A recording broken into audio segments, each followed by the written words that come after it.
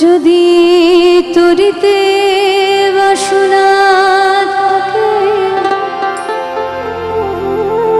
ধরো রে মন সাধু সঙ্গ।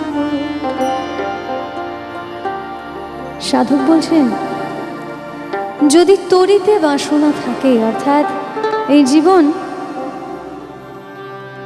পার করবার বাসনা থাকে, সঠিক অর্থে শিক্ষা লাভ করে পরমেশ্বরকে উপলব্ধি করবার বাসনা থাকে, তাহলে কি করতে হবে?